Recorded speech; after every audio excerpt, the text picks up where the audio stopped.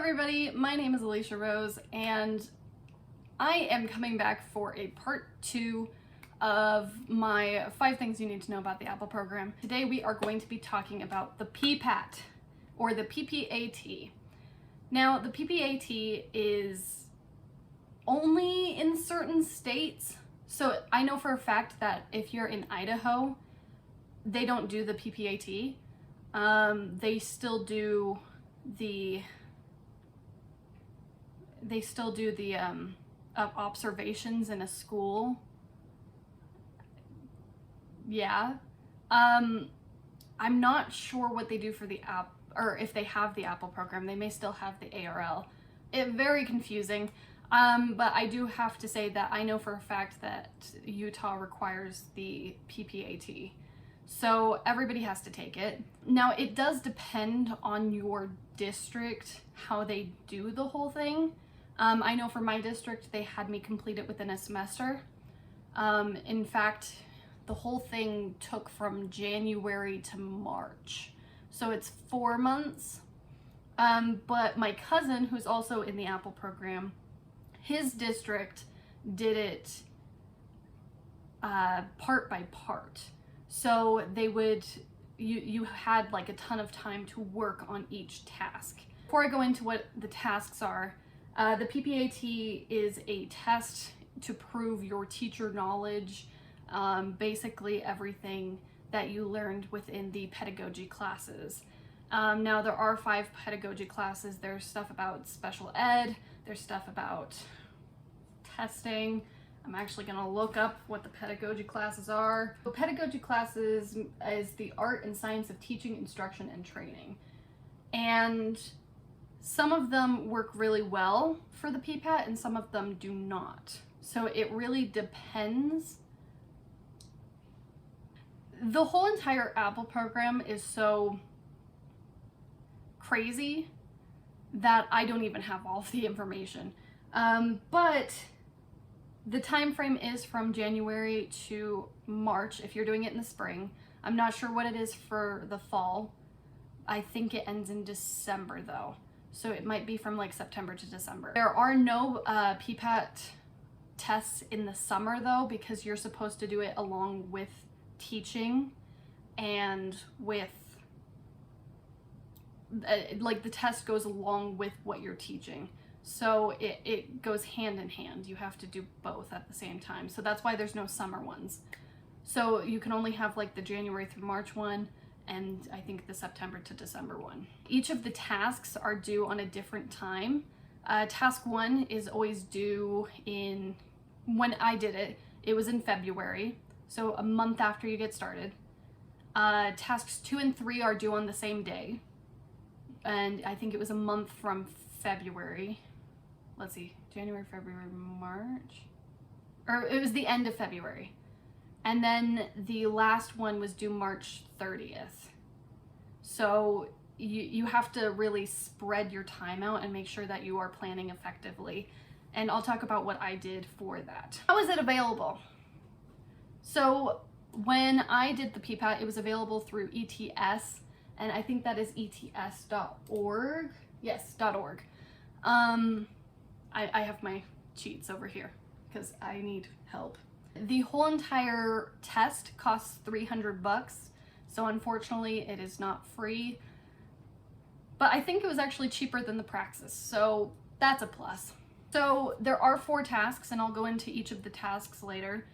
Task 1 is submitted to the ETS website, but it is not graded. You also have to submit it to your either Apple coordinator or your district or your university, one of those things, and they will grade it based on what, how they see it and how they know that the other people grade it.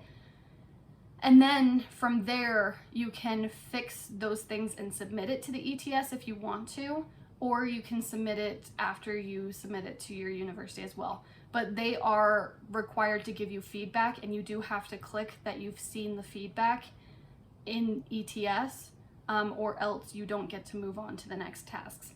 Tasks 2, 3, and 4 are all graded by an ETS grader, that is not affiliated with the school that you're at. If you fail a task, they can be resubmitted, but it costs $80 to resubmit it. So try to make sure that you don't need to resubmit it. Tasks 2 through 3 and 4 are worth 60 points total.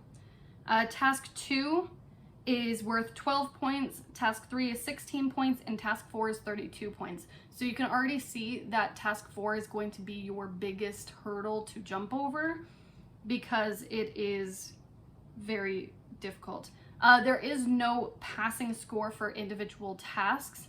The overall passing score is what you, or your overall score will be how you pass. Now in Utah, that number is 36. You have to get a 36 on your PPAT in order to pass. I can't actually remember what I got. I think I got a 38. So I passed by like 2 points. That's how difficult it was for me. You will get score reports for task 2 and 3 before submitting for task 4. For me, I had already submitted for task 4 before I got those 2 because they do it on a certain date. And I had already done or submitted task 4 before that date. So I didn't get that knowledge until later. A total score above 18 for tasks 2 and 3 is on track to pass overall. You will have artifacts, they call them artifacts, it's like evidence really, that you will need to submit and link to support your written responses. So these can be anywhere from the tests that you're giving to students, it could be get to know you worksheets or Google Forms, it could be, actually let me see what I did for mine. I did the pre-test for mine. I did a graft for one of mine, did a couple more tests.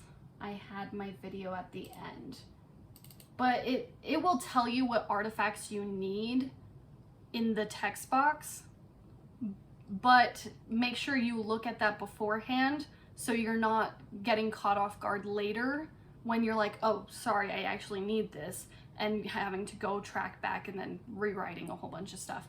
It's really annoying. Just make sure you have all your artifacts together.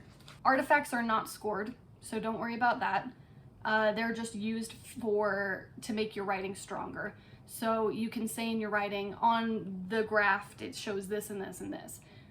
They want to see the graft so they can have a better idea about what you're saying. Each of the tasks requires you to have 2 focus students, and they will be a part of your response. So you're going to have to do a response specifically for those focus students. And you have to have a reason for choosing those focus students. So for example, if they have an IEP, then that's really good. If they're above the class and they're advanced, that's also a good one. But your 2 focus students shouldn't be for the same reason. It should be for different reasons. So if I had 1 advanced and 1 IEP, then that would be good. And you can choose 2 different focus students for each task, but make sure that for each question in that task, you have the same 2 focus students. There are 3 types of writing within the PPAT. There is descriptive, reflective, and analytical. When I was taking the PPAT, I didn't really know which sections were descriptive versus reflective versus analytical. I assumed that almost every single time the last question was about being reflective.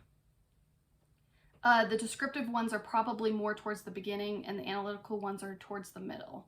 So that's probably what it is, but I barely knew what it was either. So each task has a deadline of 2 p.m. Eastern time. That's also something to note. You do have a specific time. Don't try to upload and do all of your stuff before the deadline. Don't procrastinate, because the site may not work or it may not upload correctly, and then you're stressed because it's not working and it's due soon. And if you need to resubmit after the due date, it's $80. So make sure to plan your time wisely, because it's really annoying It's really annoying when you can't get something right. For example, when I did my video for task 4, I couldn't figure out how to like format it and make it into the thing because it said it was too big. It was a whole thing. It took me like a day and a half to resolve, and if I was on deadline, it wouldn't have made it. So make sure to plan your time wisely. There is a library of examples online. You can type in library of examples PPAT into your search engine, and that should be able to help you see exactly what kind of writing they are looking for. I think they give you examples for something that doesn't quite make it, something that does, and something that goes beyond. So you can look through those and see exactly what you would like. And I'll also put a link to that in the description. And I will make sure to remember that because I will not later. I'm a teacher. I barely remember my own name. You can also find all of the questions online as well. So definitely take a look at those and see what you will need. And it also gives you examples of artifacts and everything. So that is actually a super great resource because you don't need to freak out and feel like you don't know what they're going to expect of you within those 3 months. For me, I actually got started on task 1 in December, and I wrote all of my task 1 in December. So when it opened on that first day, I submitted the task 1 because I was already done with it. And I had already sent it off to get reviewed and feedback, and I already got that as well.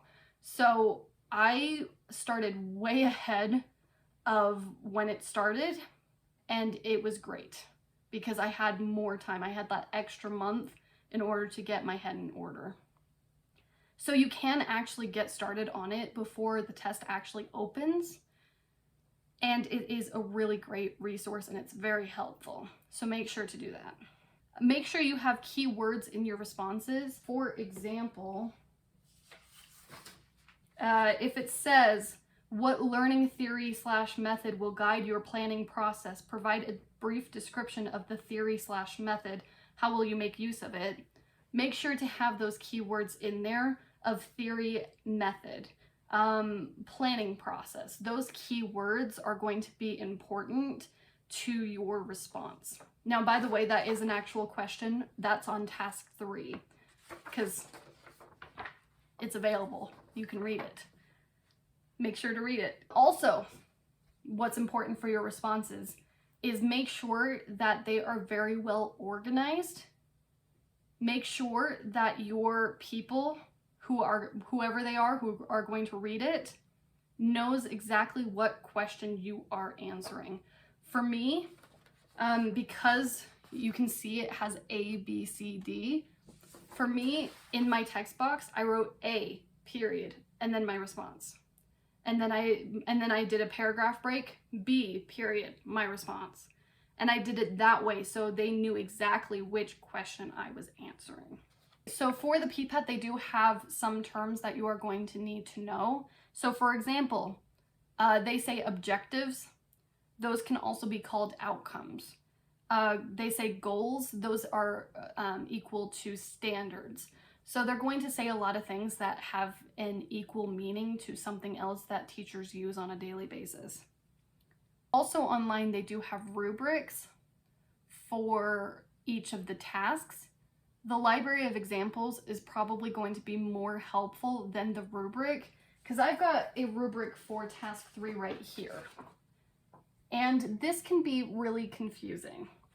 So for example, a score of 3 provides the following: an appropriate identification and description of a learning theory / method that guides the planning process with a relevant explanation of its use. That could be a lot of different things, but if you look on the library of examples for task 3, I'm going to just choose elementary education because that's something that people use the most for PPAT. Met exceeded standards level is just a giant paragraph, but it talks about the learning theory that guided my planning process was the constructivist learning theory. It's based on students working hands-on and independently following instruction. For my lesson, I began showing the students a video on landforms that engaged the students in the task they were about to start. So you can see right there how she's explaining it, or how they are explaining it, and what they are doing. And you can basically use that as a format for your own writing. And it's very, very helpful. Okay, I think that's it for the introduction to PPAT. I know that was really, really long and very difficult to understand. If you have any questions, please leave a comment down below and I will try to answer it the best I can, because I may have passed the PPAT, but I still don't know how. Okay, let's move on to task 1. If you can see, my school actually sponsored a class or my charter school district, because I'm in a charter school, they sponsored a class that talked all about the PPAT. It was like 4 different classes. I went to all 4, gave me so much information. So all of this is what they gave me for the PPAT, and every single one of it helped. So if your school has that, please go to it, because it is so helpful. Task 1 is a formative assessment. You will receive feedback and support while you complete this task. It is meant to prepare you to independently complete tasks 2 to 4. That's why it's not graded. It's supposed to help you get used to what the PPAT is about. So task 1 is about contextual factors and resources. Contextual factors are the unique characteristics surrounding your class that affect your instructional decisions and student learning in your classroom. The goal is for you to get to know your students, the school, and community. Then you will use that information to guide your teaching. So, some of the things that you have to do: get to know you form, the contextual factors chart. Make sure to address every single part in this paragraph, by the way. For example, this says knowledge of individual students. Students' lived experiences / personal histories. Make sure to write about that. Cultural and linguistic assets. Make sure to write about that. Home languages, academic and non-academic strengths, unique learning needs, prior learning experiences, areas of interest. All of those things you need to write about in order to get to know your students effectively. And all of this will help you when writing tasks 2 to 4, because you will already have the information. Now, if you are working in a school that has multiple Apple people, you can work together. I worked together with 2 other people on this, and we shared our answers. We basically plagiarized and cheated, but like, it helped us to do this faster, and it helped us to know exactly what was going on, because each of us could get different information that the other couldn't. So you can work with other teachers on this, and you can ask other teachers as well. If you don't know one of the answers, you can go to a teacher and say, hey, what's this about? And they should be able to help you. Oh, there's also a resources chart that you have to do as well. I don't have the resources chart. So an artifact is a document produced by a teacher candidate when planning instruction, during instruction, or a part of assessment that will help the raters better understand the activity featured in the task. We already went over this a little bit. Written commentary is a written response to an explanation or of the guiding prompts within the task direction provided by a teacher candidate. So that's your actual graded response. The contextual factors is just facts about the community, district, school, classroom, and students that influences the instructional decisions you make in the classroom. You've got the instructional strategy, the learning activity, all of that jazz. So each chart can only be 3 pages. So that's the contextual factors chart, and the resources chart, they can only be 3 pages. So don't go over 3 pages, or else you won't be able to upload it as an artifact. You are going to have to show that you can communicate with the students' families during this part. So that can be an email, it can be a thread, it can be positive interactions, it can be, well, try to make sure it's a positive reaction. So it can be a support interaction, all of that jazz. because you will also be talking about that within part 1. I think that's basically it for task 1. Norms, protocols, agreements, get to know your students, the focus students. Yeah, that's it. We've already talked about everything for task 1. There you go. Task 1. It's really simple, really easy. Again, I did collaborate with teachers in order to do my task 1 because it was a lot easier than just doing it by myself. Let's get into task 2. Okay, so task 2 is the assessment test. So this is trying to help you to figure out basically if you can assess your students and if you can look at the data that the students did and how to plan your instruction around it. There are different parts to task 2.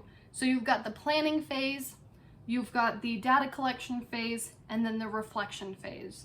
So the planning phase is basically how you planned your assessment, what is the assessment, why did you decide to do the assessment, all of that jazz. The data collection is what did you notice from the data, what did you notice from the assessment, all of that jazz. And then you have the reflection, which is basically how did it go, what do you think, what could you have done better, and stuff like that. Remember, task 2 and 3 are due on the same day, so make sure to plan effectively. Oh, you need a visual representation of the data. Make sure to have that. Your baseline data can be a pretest, but it doesn't have to be. Make sure you know that. It can be an assignment, a formative assessment, a previous unit assessment, a district benchmark, data from an online program such as Lexia or Imagine Math. It just needs to be determined about where your students were before you taught and assessed them. The PPAT uses the term baseline data rather than pre-assessment. So it could be a pretest, but it doesn't have to be a pretest. You just have to show what your students knew before you taught them. Oh, I found the resources chart. This is what it looks like, by the way. And I was told you don't have to do some of them. Let's talk about task 3. So, task 3 is the lesson portion of the whole entire test. So basically what they want to know is how you plan the lesson, how you cater to your focus students and the class as a whole, how you analyze, how you instruct, and all of that jazz. And then they want you to reflect on the whole entire thing. It's basically just a lesson plan, which is great. I think what they did for the rest of this class was they showed us what each of the questions were and how to go over them. So let's talk about the questions. So the first one is talking about before you even plan your lesson. So what learning theory / method will you use to guide your process? What learning goals and content standards are you going to identify for the lesson? How will they guide the learning activities? What is the content focus? How have the students previously encountered it? What are some of the difficulties that the students might encounter with their content? How will you address their difficulties? So it is basically talking about how you plan your lesson and the specifics of how you cater to your students in your lesson. It does come down to 4 different parts for that question, which is the learning theory method, the standards and learning goals, the related content that they have previously encountered, and ways to address difficulties they may have while learning. So predicting what the students might have difficulty with and being able to cater with it before you even teach the lesson. So that's just an example of the first question. And as you can see, here is an example of the answer that one of them gives. So here is A, and that's how long A is. Now B starts right here, but it's a whole entire paragraph as well as C and D. So you should be writing a good, healthy paragraph for each of the points. And I did that as well. I wrote a good, solid paragraph for each of my points. You have to try to make sure to, I forgot the word already. You need to make sure that you describe every single thing that you do and the reason why you do it. Which is interesting because as teachers, we don't always think to ourselves, oh, I'm going to do this because of this thing and this thing and this thing. You just sort of do it. So that is task 3. The assessment, or the lesson plan, how you plan it, how did it go, what you noticed during it. Let's talk about task 4. Now, task 4 is probably the biggest of all of the tasks. And I think I spent the most time on it because of how much there was to it. Because task 4 is basically tasks 1 through 3 combined. And it's a lot. I think it's why they don't have it due on both task 2, 3, and 4. They don't have all 3 together. Task 4 is separate because it's huge. Now, task 4 is putting it all together, which means that you have to show your teaching. This means that you have to take a video of yourself. And my, isn't that annoying? Now, for me, I am on an online school, so it was easier for me to record it since I record every single one of my classes. I didn't have to tell my students that I was recording, but I did, and I specifically told them to put their cameras on for that class because the people who are grading the test don't want to know how you teach, but they want to know. Sorry, I got distracted by a text message. My sister had her baby. Congrats! I'm such an ADHD person. I go all over the place. Anyways, they don't want to know how you teach. They're not grading you on how you teach. They want to know how the students are reacting to your teaching. That means they want to see your students' faces and they want to see what they're doing. It's very much not about you. It's about the students. But at the same time, I think they also look at your reactions to what the students are doing. So if a student is goofing off, they want to see how you are going to deal with that. You're going to want to start off with goals and students' backgrounds, just like you did in task 1. You're going to want to talk about instructional strategies. You do have to have a lesson plan for the lesson that you will be videoing yourself for, because of reasons. Also, I forgot to add that I'm pretty sure they have a specific lesson plan format that you have to follow.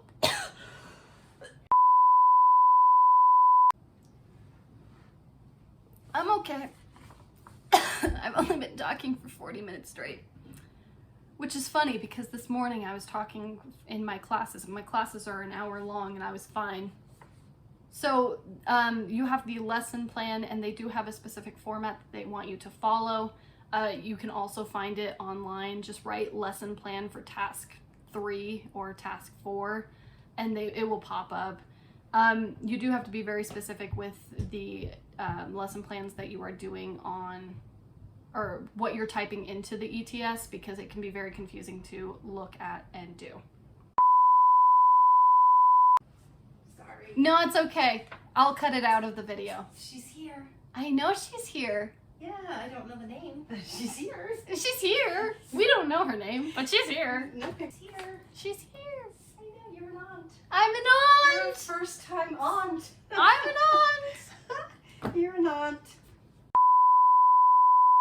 Another thing that you're going to have to do is specifically plan a learning activity. Now, this is going to be an activity that you are going to do during the video, because it is very important that you do a learning activity and show that the students are able to do an activity and how you do that. You're going to describe what activity is the main focus of the lesson. You're going to describe how you created these activities or activity, and basically what it entails. You're also going to describe how you are going to monitor student success during the activity. You're going to also have to collect a student work sample, because those work samples will have to go into the test as well. You're going to have to find a work example, and as a part of your assessment of how they are learning and if they are on track with the standard that you have. This can be created either during or after the lesson. And then how will these responses be integrated into your next lesson? So you are going to have to provide an answer of this choice of student work example. So you can give a student work example and say, here is a student work example, but you're gonna have to say why you chose it. So you can't just choose the best one. You have to say, oh, I chose this one because of this and this and this. On number 4, you have to focus on the interactions that you have with the students and the interactions the students have with one another. So this is the climate that you create in the classroom, and this is the ways in which you engage the students in learning. So the video recording should convey to the raters how you practice your profession, the decisions you make, and the relationships you have with your students. I think for this one, I did actually get a good score, and it's probably because I have such a great relationship with my students and I love them to death. I love them so much. Make sure that after you record your video, you are analyzing your video. So watch it 4 times. Watch it first for your voice and how much you hate your hair. Get it out of the way, because nobody likes their voice in a recording. I'm sure after I edit this thing, I'm gonna hate my voice.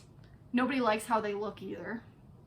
And then watch for what you are doing and saying. So if you are telling Johnny over and over again to stop doing something, then that's probably not the best thing to do, because you are shutting down student behavior and your climate isn't great, instead of bringing it up and making it good. Make sure to watch the students. If a student is tugging on another person's hair and you've never noticed it, then you're like, oh, okay. That might be something that I might have to put in my response to say, like, oh, I didn't notice this, but now that I have noticed it, this is what I'm gonna do about it. And make sure to watch the video on silent, see what interactions you have, what the body language is, and all of that jazz. Video submission requirements, because it is a whole entire process. So you can either have 1 unedited 15-minute video, or 3 unedited 15-minute or 5-minute segments, 3 unedited 5-minute segments. So either 1 15-minute segment or 3 5-minute sections. Maximum file size is 500 megabytes. Make sure you're not overdoing that, because it will not go into the system. Do not upload the video as an artifact. It is its own step in task 4. So it's at the very bottom. So not as an artifact, which I actually tried to do when I submitted mine. It's its own step. It cannot be linked to an external site. So no linking it to YouTube or anything else, because it's not gonna work. And then also give yourself time with the upload, because it may take a really long time to upload and you don't want to procrastinate the day of reckoning. Make sure to use time markers in your responses. So say at 10:25, Johnny did this and this is how I reacted and this is what's going on. That's going to be really helpful for your raters, because they're going to go to the video, go to 10:25 and see what's going on. So make sure to have that in your prompts as well. Make sure to video multiple sessions over multiple days in different settings, so you can pick and choose which one's your best video. You don't just do a one and done. Choose your best video. Now for me, I didn't choose my best video because at that point I was so done with the PPAT that I just wanted to get it over with. Don't be like me.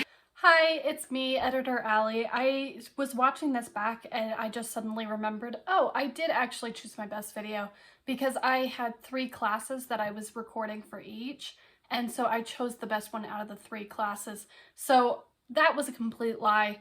I did choose my best video, and I think it actually brought a lot to the table because I had that. So sorry, I lied.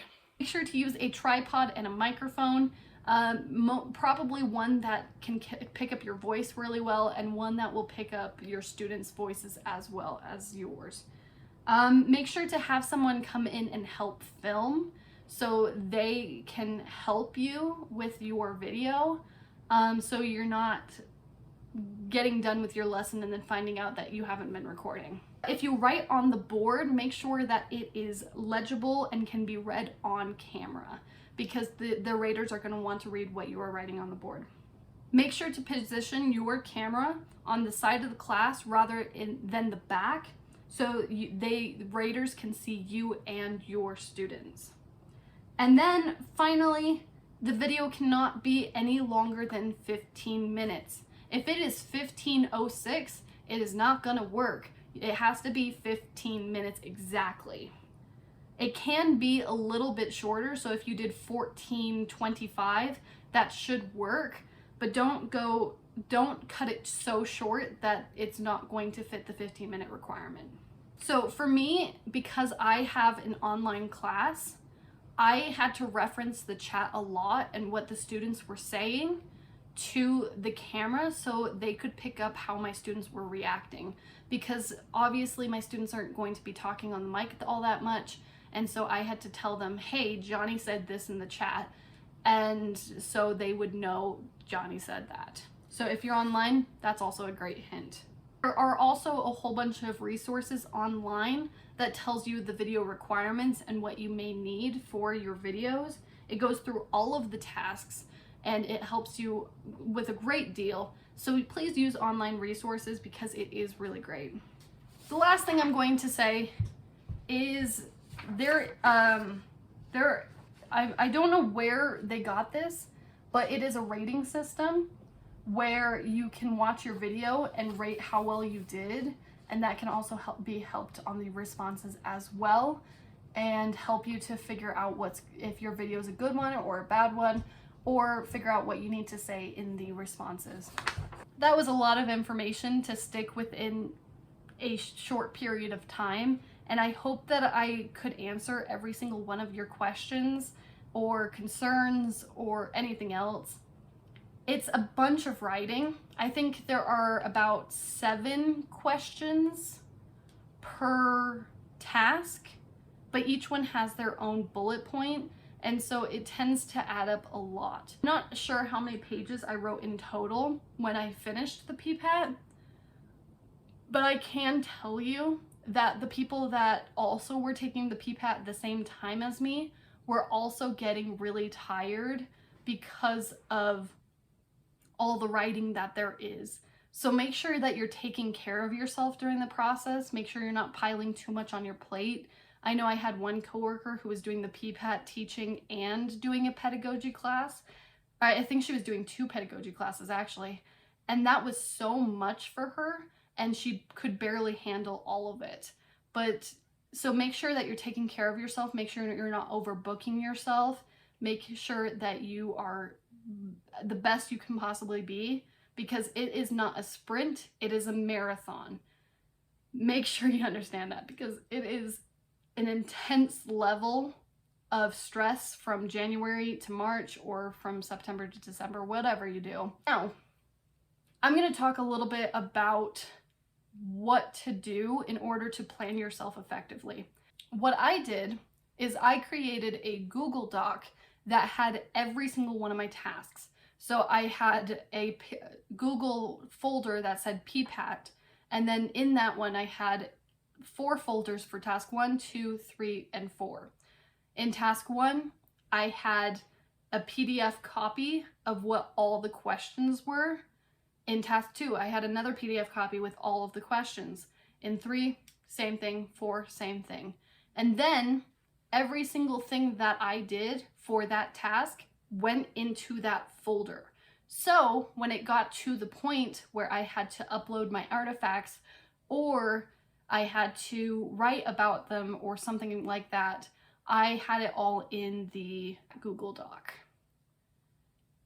I also wrote all of my responses in that Google Doc as well, and then I copied and pasted them into the ETS system. I thought that was a really great thing, because then you're not writing and you have the ability to proofread instead of just going back and forth between the ETS and the Google Doc. That's what I did in terms of organizing myself. I also made sure to upload the video to the Google Doc as well, just to make sure that I had everything in one place. I ended up writing in Comic Sans all of my responses, just because Comic Sans is actually really great for dyslexia. I don't have dyslexia, but it also helps you to write more and think about what you're writing and have an easier time writing. So I wrote all of my stuff in Comic Sans. I think the only thing I didn't write in Comic Sans was the last task, because I was just so done at that point. Now, I did create a spreadsheet within the PPAT folder, and I put every single date from the day it opened to the day it closed. I put all of the task due dates in there, and I marked them red so I knew exactly what day was what. And then I put into the spreadsheet on different days exactly what I was going to do on that day. So for task 3, I would write down on January, let's say 19th, I would write down on the January 19th one next to it, and I would say text box 3.1.1. And I had to write the response for 3.1.1 on that day. So that's how I structured how I was going to do everything and make sure that I didn't leave anything behind. Because I would just do everything for that text box on that day. And that was actually a really great system, because I got done with all of the tasks, I think a month early. And I was able to do so many other things. I actually took another test because I was going to Harvard Extension School. I'm currently in Harvard Extension School, so that's awesome. But I was in the middle of doing that, and so I decided that I wanted to get my PPAT done before I took the Harvard Extension School writing test. So I decided I was going to get it done before then, and thankfully I had planned myself out so well that I was able to get done before I did that. Now, some of my other coworkers did not do that, and they were working up until the deadline, well, the day before the deadline, and that was fine for them as well. Make sure to pace yourself the way that you are okay with, because it is super important for you to take care of yourself first and foremost. Not like what I'm doing right now, where my throat is dying. I've been talking for an hour straight. I honestly don't know why my throat's kicking out on me right now. That is how I organized myself. That is what I did. You do not have to follow every single thing that I do, but every single thing that I gave you and piece of advice that I gave you, I got from this wonderful conference that was 4 weeks long. So I just wanted to share that knowledge with you guys, because the PPAT can be really stressful, but there is a ton of information on the PPAT out there, especially from ETS. They actually gave out the answers before the actual test. It is way better than the Apple program, has way more information than the Apple program, and while it may not be the most fun test I've ever taken, I didn't feel stressed. And that was probably the best part, is I didn't feel stressed. Now, it was a ton of writing, but I feel like I did learn a lot from that process, and I learned so much about my class and how I was teaching. One last thing before I go, just to let you guys know, you do not have to take the PPAT during your final year of the Apple program. You can take it whenever you would like in the Apple program. Now, if you are in a university, you are going to have to take it that last year. In fact, I think it's your last semester when you're in an actual classroom. But it's okay, because I just taught you everything that you need to know. Now, for those university students, unfortunately, you can't actually work ahead of time on your PPAT. Because you're not in the classroom yet. So unfortunately, that is the case for that. But if you are in the Apple program and you are a teacher at a school, you can get started on it early and greatly reduce the stress that you have. that is it for the PPAT. I'm so glad to have gone over all of this because now I have a pile of papers on my desk about the PPAT. I can finally get rid of them because the information's now all online. Oh, that was a ton. But hopefully it answered all of your questions. Thank you guys so much for watching. If you watched all the way to the end, congrats. If you did not watch all the way to the end, that's okay too. If you have any questions, please let me know. I will see you guys in my next video. Have a great and wonderful day.